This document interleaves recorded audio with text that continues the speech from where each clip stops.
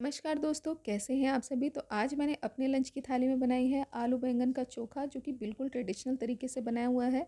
और साथ ही सत्तू का पराठा। आपने कई बार लिट्टी और चोखे का कॉम्बिनेशन ट्राई किया होगा।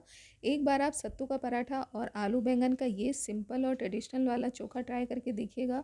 खाने में बहुत ही टेस्टी लगेगा। और फिर सर्दियों का मौसम है ना, तो फिर सत्तू की लिट्टी या फिर सत्तू के पराठे खाने में बहुत ही स्वाद लगते हैं। तो एक बार ज़रूर आप ये कॉम्बिनेशन ट्राई करके देखिएगा, क्योंकि हमेशा हम लेडीज़ की प्रॉब्लम होती है ना कि लंच में डिनर में क्या बनाया जाए। तो मैंने आपके साथ इसीलिए बहुत सारी लंच की थालियाँ आपके साथ शेयर की हुई है। आप उससे काफ़ी सारे आइडियाज़ लगा सकते हैं कि लंच में या फिर डिनर में क्या बना करके तैयार किया जाए। तो चलिए रेसिपी देख लेते हैं कि ये सत्तू का पराठा और आलू बैंगन का चोखा मैंने कैसे बना करके तैयार किया है। तो यहाँ पर मैंने ले ली हैं हरे वाले बैंगन।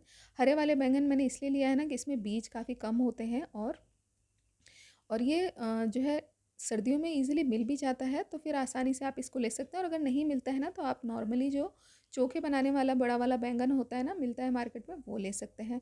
अब यहाँ पर मैंने इसमें हल्का सा चीरा लगा दिया है। चीरा लगाने से क्या होगा ना कि इसमें कीड़े वगैरह हैं कि नहीं अंदर, वो भी पता चल जाता है। और साथ ही इसके अंदर एयर जमा ना हो जाए, तो इसीलिए हल्का सा चीरा लगा लीजिएगा, क्योंकि ये अचानक से फिर ब्लास्ट होता है। तो उससे अच्छा है कि पहले से ही हल्का चीरा लगा देंगे, तो फिर अच्छा रहेगा। अब हल्का सा इसके ऊपर ऑयल ग्रीस कर लेंगे। और साथ ही यहाँ पर मैंने 2 टमाटर और 5 से 6 आलू एक साथ एयर फ्रायर में भूनने के लिए रख दिया है। अगर आप एयर फ्रायर में भूनना नहीं चाहते हैं, तो आराम से आप जो बैंगन और टमाटर है ना, उसको गैस पर जाली रख करके उसके ऊपर भी पका सकते हैं, या फिर आप आलू को जो है बॉईल करके भी यूज़ कर सकते हैं। तो चलिए, इसको मैंने 200 डिग्री पर 20 मिनट के लिए भुनने के लिए रख दिया है, यानी कि कुक हो जाएगा आराम से। अब यहाँ पर बाकी की तैयारियाँ कर लेते हैं। तो मैंने यहाँ पर लहसुन लिया है। लहसुन थोड़ी सी ज़्यादा मात्रा में लिया है मैंने, चोखे में काफ़ी अच्छा लगता है। और साथ ही यहाँ पर कुछ हरी मिर्चें ली हैं। उसको अच्छी तरह से कूट लेंगे। इस तरह से कूटने से क्या होता है ना कि चोखे का जो टेस्ट है ना, बहुत ही बढ़िया आता है। आप चाहें तो बारीक बारीक कट भी कर सकते हैं, लेकिन इस तरह से कूट के डालेंगे ना, तो बहुत ही अच्छे से फ्लेवर जो है वो चोखे में मिक्स हो जाएगा। अब यहाँ पर देखिए, हमारा जो बैंगन है, टमाटर है और आलू है, वो भी बढ़िया से पक गया है। आप एक बार चेक कर लीजिएगा। अगर आपको लगता है कि आलू वगैरह या फिर बैंगन अभी अच्छे से पका नहीं है, तो आप थोड़ी देर के लिए, करीब 5 से 7 मिनट के लिए, उसको और बेक होने के लिए रख दीजिएगा। अब यहाँ पर देखिए, मेरे यहाँ बैंगन वगैरह अच्छे से पक गए थे। तो अब यहाँ पर मैं बनाने जा रही हूँ सत्तू का मसाला, क्योंकि तब तक उसको हम लोग ठंडा होने देंगे। अब यहाँ पर 1.5 कप मैंने सत्तू ले लिया है। साथ ही इसके अंदर हमने जो गार्लिक और चिली का, यानी लहसुन और जो मिर्चे का पेस्ट बना करके तैयार किया था, वो ऐड कर देंगे। करीब 2 टेबलस्पून बन करके तैयार हुआ था। अब यहाँ पर मैं 1 चम्मच अजवाइन ऐड कर दूँगी, जो कि बहुत ही मेन इंग्रेडिएंट होता है सत्तू के मसाले का। इसको डालना बिल्कुल भी मत भूलिएगा। साथ ही यहाँ मैंने काली मिर्च आधा चम्मच डाल दिया है, ये बिल्कुल ही ऑप्शनल है। अब यहाँ पर थोड़ा सा कद्दूकस करके मैंने अदरक डाल दिया है, नमक डाल दिया है टेस्ट के अकॉर्डिंग, साथ ही 2 टेबलस्पून सरसों का तेल। ये भी बहुत ही ज़रूरी होता है सत्तू के मसाले में।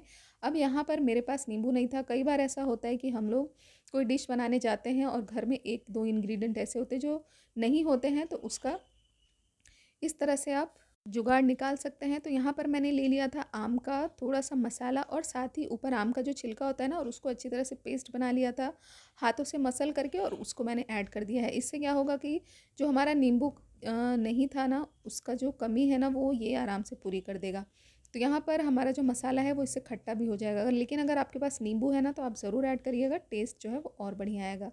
अब यहाँ पर सारी चीज़ों को अच्छे से मिक्स कर लेंगे, और थोड़ा सा पानी डालकर इसको इस तरह से बाइंडिंग दे देंगे। क्योंकि कई बार क्या होता है ना कि जब सूखा सूखा मसाला रहता है ना, तो पराठे में भरते हैं या फिर लिट्टी में भरते हैं ना हम लोग, तो तोड़ते ही ना मसाला पहले ही बाहर आने लगता है।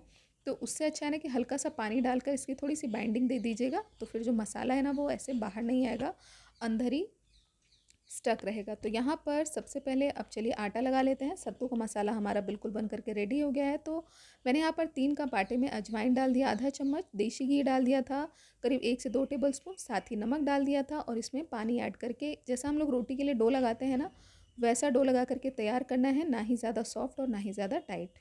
अब यहाँ पर चलिए आटा भी लग गया है, सत्तू का मसाला रेडी हो गया है। अब चोखा बना लेते हैं। और हमारा जो बैंगन, आलू और टमाटर है वो ठंडा हो गया है, तो ईज़िली छिलका वगैरह सब कुछ रिमूव कर लीजिएगा अच्छे से। तो यहाँ पर छिलके निकाल लीजिएगा, आलू के भी, टमाटर के भी, और साथ ही बैंगन का भी। तो यहाँ पर देखिए कितने बढ़िया से हमारे जो बैंगन है ना, वो भून करके तैयार हुआ है एकदम ना। इसमें जैसे चूल्हे का स्वाद आता है ना, उस टाइप का इसको आपको स्वाद मिलेगा। तो यहाँ पर बैंगन को भी हम लोग अच्छी तरह से मैश कर लेंगे। अब सारी चीज़ों को, आलू को, बैंगन को और टमाटर को, सभी चीज़ों को आपस में इस तरह से देखिए मैश कर लीजिएगा, यानी कि भरता बना लीजिएगा बढ़िया से। अब यहाँ पर मैंने कुछ चीज़ें ले ली हैं, हरी धनिया कट करके, स्प्रिंग अनियन ले लिया है, अदरक ले लिया है कद्दूकस करके, और बारीक काट करके लहसुन और हरी मिर्च ले ली है। अब इन सारी चीज़ों को अच्छे से कट कर लिया था बारीक बारीक। अगर आपके पास स्प्रिंग अनियन नहीं है तो आप नॉर्मल वाला प्याज भी बारीक बारीक कट करके ले सकते हैं। अब यहाँ पर सारी चीज़ों को एक साथ मिक्स कर देंगे। और इस तरह का जो चोखा होता है ना, उसको खाने का ना अपना ही मज़ा होता है ना। तो इसके अंदर किसी तरह का कोई मसाला है, एकदम सिंपल टेस्टी और खाने में इतना स्वादिष्ट ना कि हर किसी का एकदम मनपसंद डिश बन जाएगी। एक बार आप इसको बना करके देखिएगा। तो यहाँ पर सभी चीज़ों को मिक्स कर देंगे, साथ ही मैंने नमक ऐड कर दिया है, और यहाँ पर सरसों का तेल डालना बिल्कुल मत भूलिएगा, जो कि बहुत ही ज़रूरी है।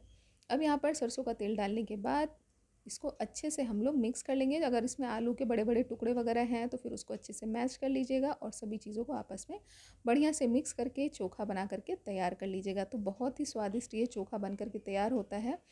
इसको ना आप दाल चावल वगैरह के साथ भी बनाएंगे ना तो भी बहुत ही बढ़िया लगता है ये खाने में, और नॉर्मल सिंपल रोटी के साथ भी बहुत अच्छा लगता है, और लिट्टी के साथ तो इसका कोई जवाब ही नहीं है, इतना बढ़िया लगेगा।